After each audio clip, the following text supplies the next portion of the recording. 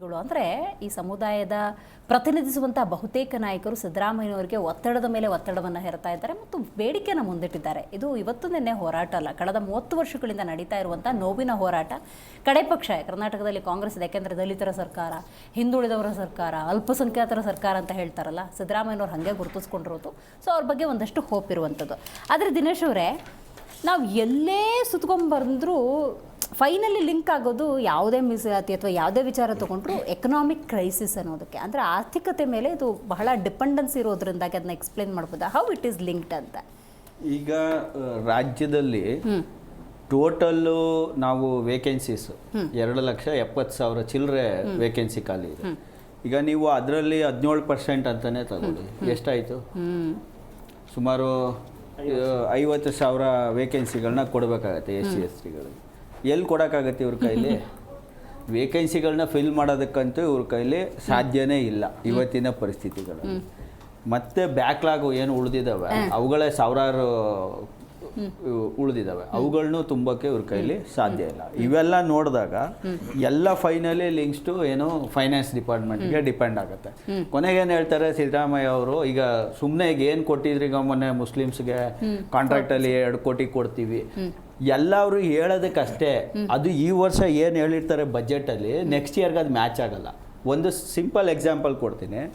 ಇವರು ಏನು ಮಹಿಳೆಯರಿಗೆ 2,000 ಕೊಡ್ತೀವಿ ಅಂತ ಏನು ಹೇಳಿದರು, ಗೃಹಲಕ್ಷ್ಮಿ 17,000 ಕೋಟಿ ಎಸ್ಟಿಮೇಷನ್ ಮಾಡಿದರು, ಕೊಟ್ಟಿದ್ದು 28,000 ಕೋಟಿ. ಅಲ್ಲಿಗೆ 1 to ಡಬಲ್, ಅರ್ಥ ಆಯ್ತಲ್ಲ?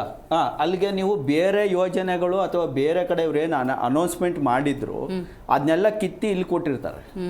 ಸೊ ಅಲ್ಲಿಗೆ ಇವ್ರು ಏನೇನು ಅನೌನ್ಸ್ ಮಾಡಿದ್ರು, ರಸ್ತೆ ಮಾಡ್ತೀವಿ, ಬ್ರಿಡ್ಜ್ ಮಾಡ್ತೀವಿ, ಅದು ಮಾಡ್ತೀವಿ, ಆಮೇಲೆ ಇನ್ನೊಂದು ಹೇಳ್ತೀನಿ, ಓದ್ ಬಜೆಟಲ್ಲೂ 2,500 ಸ್ಕೂಲ್ ಮಾಡ್ತೀವಿ ಅಂತ ಹೇಳಿದ್ರು. ಈ ಬಜೆಟಲ್ಲೂ 2,500 ಸ್ಕೂಲು. ಎಲ್ಲಪ್ಪ ಒಂದು ಸ್ಕೂಲ್ ಕಾಣಲಿಲ್ಲ ನಮಗೆ, ಕರೆಕ್ಟ್ ಅಲ್ವಾ? ಓದ್ ಬಜೆಟಲ್ಲಿ ಪಬ್ಲಿಕ್ ಸ್ಕೂಲ್ ಮಾಡ್ಬಿಡ್ತೀವಿ 2,500 ಅಂದರು. ಈ ಬಜೆಟಲ್ಲಿ ಈ ಬಜೆಟ್ ಬಂದರೂ ಒಂದು ಸ್ಕೂಲು ನಾವು ನೋಡಲಿಲ್ಲ, ಒಂದೇ ಒಂದು ಪಬ್ಲಿಕ್ ಸ್ಕೂಲ್ನ ಇನಾಗ್ರೇಷನ್ ನಾವು ನೋಡಲಿಲ್ಲ. ಅಲ್ಲಿಗೆ ಬರೀ ಸುಳ್ಳು ಹೇಳ್ಕೊಂಡು ಹೋಗ್ತಾರೆ. ಯಾಕಂದರೆ ಇವರು ಅನೌನ್ಸ್ ಮಾಡೋದು ಒಂದೇ, ಮತ್ತೆ ಇವ್ರು ಏನು ಅನೌನ್ಸ್ ಮಾಡಿರ್ತಾರೆ ರಾಜಸ್ವ ಇಷ್ಟು ಬರುತ್ತೆ ಅಂತ, ಅಷ್ಟು ಬರಲ್ಲ. ಕರೆಕ್ಟ್. ಅಷ್ಟು ಯಾಕಂದ್ರೆ ಜನರಿಗೆ ಉದ್ಯೋಗ ಇಲ್ಲ, ಇದಿಲ್ಲ ಅಂದಾಗ ಎಲ್ಲಿ ತಂದು ಇವ್ರಿಗೆ ಕೊಡ್ತಾರೆ? ರಾಜಸ್ವನೇ ಕಲೆಕ್ಟ್ ಆಗ್ತಾ ಇಲ್ಲ ಅಂದಮೇಲೆ ಇವರು ಉದ್ಯೋಗ ಸೃಷ್ಟಿ ಮಾಡೋದಕ್ಕೂ ಇವ್ರಿಗೆ ಆಗಲ್ಲ.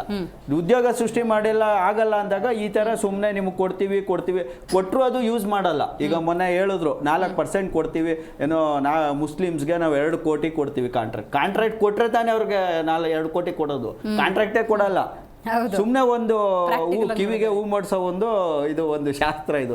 ಅಂದ್ರೆ ಇನ್ನೊಂದು ಹೇಳ್ಬಿಡ್ತೀನಿ ಮೇಡಮ್, ಇನ್ನೊಂದು ವೆರಿ ಇಂಪಾರ್ಟೆಂಟ್ ಅಂದ್ರೆ ಇವತ್ತು ಸುಪ್ರೀಂ ಕೋರ್ಟ್ ಮುಂದಾಗಿದೆ.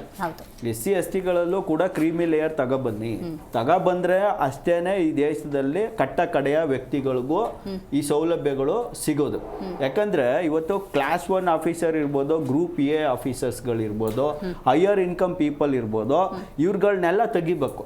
ಅವಾಗಷ್ಟೇ ನಾವು OBC ಆಗ್ಬೋದು, SC ಆಗ್ಬೋದು, ST ಆಗ್ಬೋದು, ಯಾವುದೇ ಕಮ್ಯುನಿಟಿಗಳಲ್ಲಿ ಯಾವಾಗ ಕ್ರೀಮಿ ಲೇಯರ್ಗಳು ತರ್ತಾರೆ ಅವಾಗಷ್ಟೇ ಕಟ್ಟ ಕಡೆಯ ವ್ಯಕ್ತಿಗಳಿಗೆ ಇದು ರೀಚ್ ಆಗೋದು. ಇಲ್ಲಾಂದ್ರೆ ಏನಾಗುತ್ತೆ ಅಂದ್ರೆ ಊಟ ಮಾಡಿದವನಿಗೆ ಊಟ ಸಿಗ್ತಾ ಇರುತ್ತೆ. ಕರೆಕ್ಟ್. ಇದು ಮೇಜರ್ ಡಿಸ್ಕಷನ್ ಆಗ್ಬೇಕಾಗಿರೋ ಸಬ್ಜೆಕ್ಟ್ಗಳು. ಒಂದ್ಸಲ ಇದನ್ನ ಯಾವ ರೀತಿ ಹೇಳಿದ್ರು ಅಂದ್ರೆ H. ವಿಶ್ವನಾಥ್ ಅವರು ಶಿಕ್ಷಣ ಸಚಿವರಾಗಿದ್ದವರು, ಒಳ್ಳೆ ವಾಗ್ಮಿನೂ ಕೂಡ. ಅವ್ರು ಹೇಳಿದ್ರು, ನನ್ನ ಮಗ ನಾನು ಕುರ್ಬಾನೆ, ಸಿದ್ದರಾಮಯ್ಯನು ಕುರ್ಬಾನೆ, ಅಲ್ಲಿ ಯಾರೋ ಕಾಡಲ್ ಕುರಿ ಕಾಯ್ತಿರ್ತಾನಲ್ಲ ಅವನು ಕುರ್ಬಾನೆ. ನಮ್ಮ 3 ಜನ ಮಕ್ಕಳು ಒಂದೇ ಸ್ಕೂಲ್ಗೆ ಅಡ್ಮಿಷನ್ ಯಾವ್ದಕ್ಕಾರ ಅಪ್ಲೈ ಮಾಡಿದ್ರೆ ಯಾರಿಗೆ ಸಿಗುತ್ತೆ? ಇದನ್ನ ಕೇಳಿದ್ರು. ಅಂದ್ರೆ ಇವ್ರುಗಳು ಫಸ್ಟು ಕ್ರೀಮಿ ಲೇಯರ್ಗಳಲ್ಲಿ ಒಳಪಡಬಾರ್ದು, ಏನು ಅನುಭವಿಸಿದ್ದಾರೆ ಇವ್ರುಗಳು. ಅವಾಗ ನಿಜವಾಗಿ ಹಳ್ಳಿಲಿರೋರು, ಮುಗ್ಧರು, ಅವ್ರಿಗೆ ಇನ್ನೂ ರೀಚ್ ಆಗದೆ ಇರೋರು, ಇನ್ನೂ ಒಂದ್ಸತಿನ ಗೌರ್ಮೆಂಟ್ದು ಯಾವುದೂ ಸೌಲಭ್ಯಗಳನ್ನ ತಗೊಳ್ದೇ ಇರೋರಿಗೆ ರೀಚ್ ಆಗೋದು. ಇದು ಯಾವುದೇ ಕ್ಯಾಸ್ಟ್ ಆಗ್ಬೋದೋ, ಕಮ್ಯುನಿಟಿ ಆಗ್ಬೋದೋ, ಇದನ್ನ ಫಸ್ಟ್ ಪ್ರಿಫರ್ ಮಾಡಬೇಕು.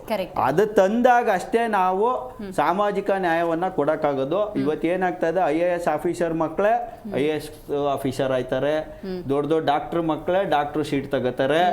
ಇಲ್ಲಿ ದನ ಕಾಯೋನು, ಕುರಿ ಕಾಯೋನು, ಇನ್ನೊಬ್ಬ ಅವ್ರ ಮಕ್ಕಳಿಗೆ ಸಿಗ್ತಾನೆ. ಯಾಕಂದ್ರೆ ಇವ್ರಿಗೆ ಎಕನಾಮಿಕಲಿ ಇಂಪ್ರೂವ್ ಆದಾಗ ದೊಡ್ಡ ದೊಡ್ಡ ಇಂಟರ್ನ್ಯಾಷನಲ್ ಸ್ಕೂಲಲ್ಲಿ ಎಷ್ಟು ಲಕ್ಷ ಆದ್ರೂ ಕೂಡ ಫೀಸ್ ಕಟ್ಟಿ ಮಕ್ಕಳನ್ನ ಓದಿಸ್ತಾರೆ.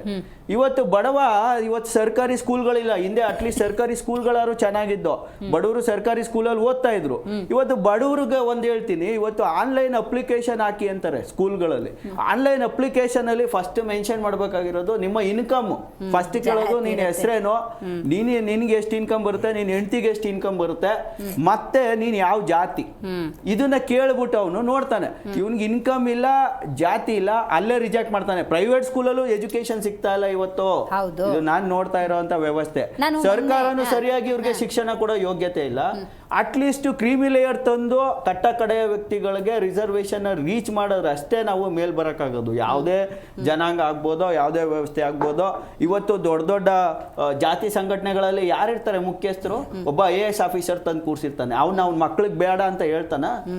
ಅವ್ರ ಮಕ್ಳಿಗೆ, ಅವ್ರ ಮೊಮ್ಮಕ್ಳಿಗೆ ರಿಸರ್ವೇಶನ್ ಬೇಡ ಅಂತ ಹೇಳ್ತಾರ? ಅವ್ರು ರೆಫ್ಯೂಸ್ ಮಾಡಿದಾರ? ಅವ್ರು ಮಾಡಿ ಫಸ್ಟು, ಅವಾಗ ಇನ್ನೊಬ್ಬ ಅವ್ರ ಹಿಂದೆ ಇರ್ತಾರಲ್ಲ ಅವ್ರಿಗೆ ಸಿಗುತ್ತೆ. ಅದನ್ನ ಮಾಡೋದಕ್ಕೆ ಯಾರು ರೆಡಿ ಇಲ್ಲ ಈ ವ್ಯವಸ್ಥೆಯಲ್ಲಿ. ಅದನ್ನ ಫಸ್ಟ್ ಮಾಡಬೇಕು. ಅದನ್ನ ಮಾಡಿದಾಗಷ್ಟೇ ನಮ್ಮ ದೇಶ ಉದ್ಧಾರ ಆಗೋದು. ಪ್ರತಿಯೊಬ್ಬ ನಾಗರಿಕನು ಅವನು ಎದೆತ್ತಿ ಮುಂದೆ ನಡೀತಾನೆ. ಅದಕ್ಕೆ ಹೆಲ್ಪ್ ಆಗ್ಬೇಕಾಗಿರೋದು ಒಂದು ಜಾತಿಗಳು ಎಲ್ಲ ಒಗ್ಗೂಡ್ಕೊಂಡು ಇದನ್ನ ಫಸ್ಟ್ ಪ್ರಿಯಾರಿಟಿ ಮಾಡಿ, ಹೌದು ನಾವು ಕ್ರೀಮಿ ಲೇಯರ್ ತರ್ತೀವಿ, ಕಟ್ಟ ಕಡೆಯ ವ್ಯಕ್ತಿಗೂ ನಾವು ರೀಚ್ ಮಾಡಿಸ್ತೀವಿ. ಅದು ಮಾಡಿದಾಗ ಏನಾಗುತ್ತೆ, ಈ ಒಂದು ವ್ಯವಸ್ಥೆನ ನೀಟಾಗಿ ತಗೊಂಡೋಗ್ಬೋದು, ಪ್ರತಿಯೊಬ್ಬನಿಗೂ ರೀಚ್ ಮಾಡ್ಬೋದು. ಈ ವ್ಯವಸ್ಥೆಯಲ್ಲಿ ರೀಚ್ ಮಾಡೋದಕ್ಕೆ ಸಾಧ್ಯನೇ ಇಲ್ಲ. ಉಂಡವನೇ ಊಟ ಮಾಡ್ತಾ ಇರ್ತಾನೆ. ಈಗ ಬಲ್ಶಾಲಿ ಒಬ್ಬನ ತಳ್ತಾನೆ, ಅವ್ನ ಚೇರಲ್ಲಿ ಕೂತ್ಕೊತಾನೆ, ಊಟ ಮಾಡ್ತಾನೆ. ಅಷ್ಟೇ ಆಗ್ತಾ ಇರೋದು. ಬಡಕ್ಲಾಗಿರೋನು ತಳ್ಳಿಸ್ಕೊತಾ ಇದ್ದಾನೆ. ಅಷ್ಟೇ ವ್ಯವಸ್ಥೆ ಆಯ್ತಾ ಇರೋದು. ಇದಕ್ಕೆ ಸಿಂಪಲ್ ಎಕ್ಸಾಂಪಲ್ ಅಂದ್ರೆ ಶಿಕ್ಷಣ. ಇವತ್ತು ದುಡ್ಡಿರೋರು ಏನ್ ಮಾಡ್ತಾರೆ, ನೀಟು, JEE ಎಲ್ಲ ಕೋಚಿಂಗು ಕೊಡಿಸ್ತಾರೆ ಮಕ್ಳಿಗೆ. 2 ಲಕ್ಷ 3 ಲಕ್ಷ. ಅವ್ರ ಮಕ್ಳಿಗೆ ರಿಸರ್ವೇಶನ್ ಸಿಗುತ್ತೆ. ಡಾಕ್ಟ್ರು, ಇಂಜಿನಿಯರ್ಸ್ ಯಾವುದಕ್ಕಾದ್ರೂ ಅವ್ರ ಮಕ್ಳಿಗೆ. ಹಳ್ಳಿಲಿರೋರ್ಗೆ 2 ಲಕ್ಷ 3 ಲಕ್ಷ ಕೊಡೋ ಯೋಗ್ಯತೆ ಎಲ್ಲಿದೆ ಸ್ವಾಮಿ? JEE ನೀಟಿಗೆಲ್ಲ ಕೋಚಿಂಗ್ಗಳಿಗೆ ಅವ್ರ ಮಕ್ಳು ಹೆಂಗೆ ಡಾಕ್ಟರ್, ಇಂಜಿನಿಯರ್ ಆಗ್ತಾರೆ? ಈಗ IAS ಆಫೀಸರ್ ಏನಾಗಬೇಕು? ಒಬ್ಬ ಕ್ಲಾಸ್ 1 ಆಫೀಸರ್ಗೆ ಲಕ್ಷಾಂತರ ರೂಪಾಯಿ ಸಂಬಳ ಬರುತ್ತೆ. ಅವ್ನು SC ಆಗಿರ್ಬೋದು, ST ಆಗಿರ್ಬೋದು, OBC ಆಗಿರ್ಬೋದು. ಅವ್ನ ಮಕ್ಳಿಗೆ ಲಕ್ಷಗಟ್ಟಲೆ ಫೀಸ್ ಕೊಟ್ಟು ಕೋಚಿಂಗ್ ಕೊಡಿಸ್ತಾರೆ. ಅವ್ರ ಮಕ್ಳು, ಹಳ್ಳಿಲಿರೋರ್ ಮಕ್ಳು ಹೆಂಗ್ ಮ್ಯಾಚ್ ಆಗ್ತಾರೆ? ಅವ್ರಿಗೆ ಶಿಕ್ಷಣದಲ್ಲೇ ಕೊರತೆ ಆಗಿದೆಯಲ್ಲ, ಶಿಕ್ಷಣದಲ್ಲೇ ಮಿಸ್ ಮ್ಯಾಚ್ ಆಗಿದೆಯಲ್ಲ. How they will compete with each other? ಯಾಕಂದ್ರೆ ಇಲ್ಲೇನು SC STಗಳು, OBCಗಳು ಅಂದ್ರೆ ಅವರು ಕೋಟಿಗಟ್ಟಲೆ ಜನ ಇದ್ದಾರೆ ರಾಜ್ಯದಲ್ಲಿ. 1,04,00,000 ಏನೋ 2011 ಸರ್ವೆಯಲ್ಲಿ. ಇವತ್ತಿಗೆ ಎಷ್ಟು ಜನ ಇದ್ದಾರೆ? ಆ ಲೆಕ್ಕ ತಗೊಂಡಾಗ ನಾವು ಮಾಡಬೇಕಾಗುತ್ತೆ. ಈ ಫಿನಾನ್ಸ್ ವಿಷಯ ಮಾತಾಡಿದ್ರಿಂದಾಗಿ ನೆನ್ನೆ ಅಲ್ಲ ಮೊನ್ನೆ ಮುಖ್ಯಮಂತ್ರಿ ಸಿದ್ದರಾಮಯ್ಯನವರ ಆರ್ಥಿಕ ಸಲಹೆಗಾರರಾಗಿರುವಂಥ ಬಸವರಾಜ ರಾಯರೆಡ್ಡಿ ಅವರ ಹತ್ರ ಮಾತಾಡ್ತಾ ಇದ್ದೆ. ಅವ್ರು ಮಾತಾಡ್ತಿರ್ಬೇಕಾದ್ರೆ ನೋಡಿ, ಈ ಹಿಂದೆ 1 kg ಅಕ್ಕಿಗೆ 10 ರೂಪಾಯಿ ಇತ್ತು. ಲೆಟ್ರ್ ಅನ್ನೋದು ಹೆಂಗೆ ಬರ್ತಾ ಈಗ 70 ರೂಪಾಯಿ 80 ರೂಪಾಯಿಗೆ ಬಂದು ನಿಂತ್ಕೊಂಡಿದೆಯಲ್ಲ, ಹಾಗೇನೆ ಎಕನಾಮಿಕ್ ಅನ್ನೋದು ಬೆಳೀತಾ ಇರುತ್ತೆ. ಸೊ ಗ್ಯಾರಂಟಿ ವಿಷಯಕ್ಕೆ ಅದೆಷ್ಟು BJP ಅವರು JDS ಅವರು ಟೀಕೆ ಟಿಪ್ಪಣಿ ಮಾಡ್ತಿದ್ದಾರೆ. ಮುಂದಿನ ವರ್ಷದ ಅವಧಿಗೆ ಸರ್ಪ್ಲಸ್ ಬಜೆಟಲ್ಲಿ ನಾವು ಇದನ್ನೆಲ್ಲ ಪ್ಲಾನ್ ಮಾಡ್ಬೋದು ಅಂತ ಹೇಳಿದ್ರು.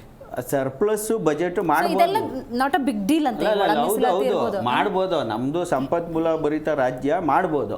ಮಾಡಕ್ ಇಚ್ಛೆ ಎಲ್ಲಿದೆ ಅವ್ರಗಳಿಗೆ? ಭ್ರಷ್ಟಾಚಾರ ನಿರ್ಮೂಲನೆ ಮಾಡೋದಷ್ಟೇ ಮಾಡಕ್ ಸಾಧ್ಯ. ಇವತ್ತು ಪ್ರತಿಯೊಂದು ಹಂತದಲ್ಲೂ ಭ್ರಷ್ಟಾಚಾರ ಇಟ್ಕೊಂಡಿರೋದ್ರಿಂದ ಯಾವ ವ್ಯಕ್ತಿಗಳು ಸರ್ಕಾರಿ ಕಚೇರಿ ಕಡೆ ತಲೆ ಹಾಕ್ತಾ ಇಲ್ಲ. ಒಂದು ಡೆವಲಪ್ಮೆಂಟ್ ನಡೀತಾ ಇಲ್ಲ. ಈಗ ಫಾರ್ ಎಕ್ಸಾಂಪಲ್ ಒಂದು ಇಂಡಸ್ಟ್ರಿ ಮಾಡ್ತೀನ, KD ಬಿಲ್ ಅಪ್ರೂವಲ್ ಕೊಡಲ್ಲ. ಪ್ರತಿ ಇಲಾಖೆಗೂ ಲಂಚ ಕಟ್ಟಬೇಕು. ಈಗ ಒಂದು ರೆವಿನ್ಯೂ ಡಿಪಾರ್ಟ್ಮೆಂಟ್ಗೆ ಹೋಗ್ತೀರಾ, ಒಂದು ಕನ್ವರ್ಷನ್ಗೆ ಇಷ್ಟು ಲಕ್ಷ ಅಂತ ಫಿಕ್ಸ್ ಮಾಡವ್ರೆ.